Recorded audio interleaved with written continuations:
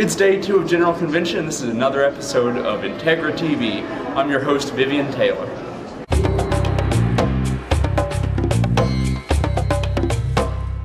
Integrity's president, the Reverend Dr. Cairo Hall, has been working hard since she arrived here on Monday.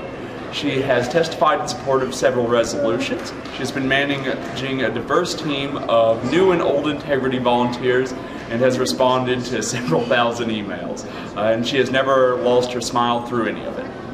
I'm really pleased with the way that the Integrity Witness is going here at convention this year. We had a wonderful reception for bishops and deputies, and I reckon there were probably about 150 people who came through, and they had a great time. Bishop Mary Glasspool was there looking very shiny, and she spoke to everybody, welcoming them and encouraging them to see Out of the Box, a video about transgender inclusion. And then the next night we actually showed Out of the Box and Love, Free or Die, which is Gene Robinson's new movie. And Gene came to answer questions and have photos taken, and many of Trans-Episcopal who were in Out of the Box were there as well. So we had a good and lively discussion afterwards. So how's everything going on the legislative side? The first resolution that we spoke to was one about unequal immigration, and that made it out of committee. It made it to the House of Deputies, where the proposer, Sarah Lawton, spoke to it. There was no discussion, and it passed with only a few dissenting voices. So that's really amazing for our first piece, and we hope that that augurs well for the rest of conventions. And then we also testified at the transgender inclusion hearings. Trans-Episcopal are amazing. They're here in real strength this year, speaking very eloquently, and we are very proud to be working in partnership with them. So the two resolutions for transgender inclusion in the ordination process and in the order of laity, they both passed out of committee, and they will be going to the House of Bishops. That's really good. Today we will have a hearing on our resolution about bullying.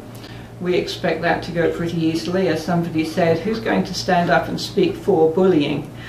And then on Saturday will be a big hearing about the rites of blessing for same-gender relationships, and so that's going to be a very important one for us. And one of the things that we'll be doing at our Eucharist next week is honoring Louis Crew, who was the founder of Integrity, and I've been really blessed at meeting people who've been Integrity supporters and active in Integrity, some of them for 20-25 years, and it's a wonderful feeling to be here, as it were, on the crest of this wave, standing on the shoulders of all those who've gone before.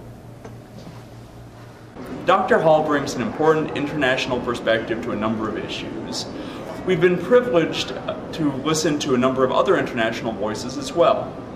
We also spoke with Bishop Christopher Sinyonjo and Canon Albert Ogle. Bishop Sinyonjo is the retired bishop of West Uganda in Uganda. He has been a good friend to Integrity for decades. Unfortunately, the majority of Anglican bishops in Uganda have been strong supporters of hate-filled legislation that threatens the lives of all LGBT people and straight allies in Uganda. Can you tell us some of what the Anglican Church in Uganda is supporting in this legislation? To have this bill passed. What's in the bill? Well, it is envisaging imprisoning people for life if they're LGBT. And if you support the LGBT person, you could also be imprisoned. And it's true also that you can be imprisoned in Uganda if you even fail to report the existence of an LGBT person in your neighborhood? Of course. What is the level of fear among LGBT people in Uganda right now? Well, right now, there's so many of them afraid, and others are running away from the neighborhoods. How is the Episcopal Church supporting your work, and what is going on with the Episcopal Church's budgeting process? To get support in Uganda, for example, the Archbishop and the province has to endorse the grant proposal. So we've gone around to ERD, Episcopal Relief and Development, we've gone around to United Thank Offering, Trinity Church Wall Street, we've been in 3 times. And in all cases they've said, we're sorry, if your Archbishop and your province doesn't support you, Christopher, we can't support your work. Yeah. So we're not getting any official money from the Episcopal Church. We're getting money from parishes like St. Luke's and Integrity and dioceses, but we really need to get that kind of support because there are 76 countries where it's illegal to be lesbian and gay, bisexual and transgender. We wish Bishop Christopher success, and he travels with our prayers for himself and for his brothers and sisters in Uganda.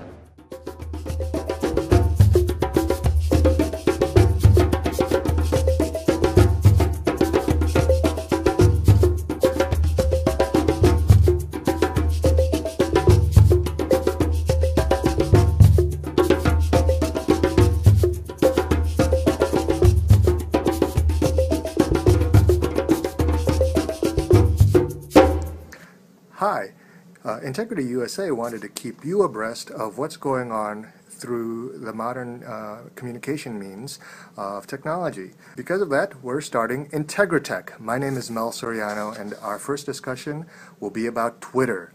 Did you know you can get status updates of everything going on here at General Convention 2012 by going onto your phone using an app or using a web browser and pulling up Twitter?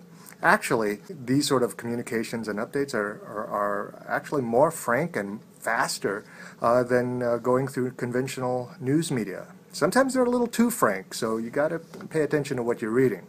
Now, you don't need to log into Twitter to access this information. You could actually see what people are typing in just by going to the main General Convention site for Integrity USA. That website is gc12.integrityusa.org. And right on the front page, you'll see what people are saying. On the social media link of that page, you'll see what Susan Russell and other folks are saying as well as some of the blogs that are going on. Or you could just go straight to twitter.com, sign up with your own regular name and password, or maybe use a clever name. I wasn't that interesting. I just used Mel Soriano, my name. You could look for me there. Or perhaps, if you'd like, this is a hashtag. It's GC77. That's a little pound sign or tic-tac-toe. GC77.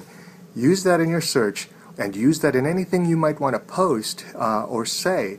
And anybody anywhere in the world who wants to stay on top of the General Convention here in Indianapolis will be able to see your message, and you will be able to see their messages. So this is Mel Soriano signing off. Not everyone here at General Convention is already an Episcopalian. One young man who is trans has been so touched by the presence of Trans Episcopal that he's been drawn to our church. Here is Teal Van Dyke with what he's found. There's a lot of exuberance here at the convention, of the exuberance of really God's grace and the ways that the connections between people can really bring that out in the world, can serve as a testament to the power of that love to overcome fear, ultimately. And we see a lot of fear at the convention, but I also see such powerful voices of witness, speaking the truth, speaking truth to power, and it's an incredible thing to be a part of. It's easy to think that what we do here is just internal, but there are many, many people here across the country and across the world who are watching us. There's so much going on, and Integrity is committed to following all of it. For more insight and coverage, check out our blog, find us on Facebook, or follow us on Twitter. That's it for this episode of IntegriTV. We'll be back tomorrow with more coverage of the 77th Episcopal General Convention.